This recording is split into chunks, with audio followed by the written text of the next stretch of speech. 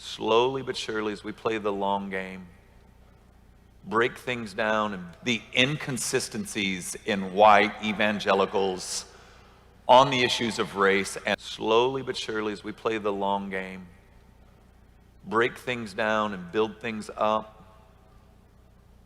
I do pray for relationships between white churches and black churches that are not paternalistic, but an environment where we might learn from one another.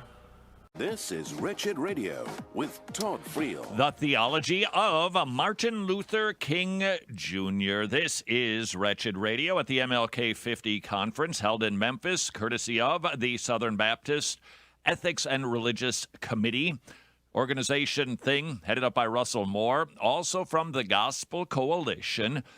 Spent several days sharing the legacy of Martin Luther King Jr., and it appears that only one speaker had the courage to suggest, and it should be more than a suggestion, his theology was not orthodox. Now, I believe that that is a bit contested these days, so let's jump in. Should we have held a conference for a man who would historically have been considered a heretic?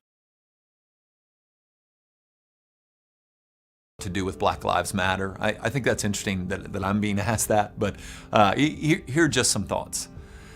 I think Black Lives Matter was launched from a kind of sincere hurt in the psyche and soul of African American men and women. And so, like all things, there's going to be really good things in that. There's going to be light, and then there's going to be shadow. There's going to be darkness. Now, that's true of everything, right? That there isn't any institution, any movement, any organization that does not have light and darkness, right? We live in a Genesis 3 world. And so what we want to do as Christians is we want to embrace the gold, we want to embrace the light, and we want to reject the darkness. And so Black Lives Matter, they're saying, hey, there's an issue here that we think people are missing. So they're not saying that all lives don't matter. In fact, I haven't met anyone that doesn't say that all lives matter. They're just trying to highlight, hey, here's something we think that by and large culture is missing, and we're trying to make you aware of it. So the Black Lives Movement,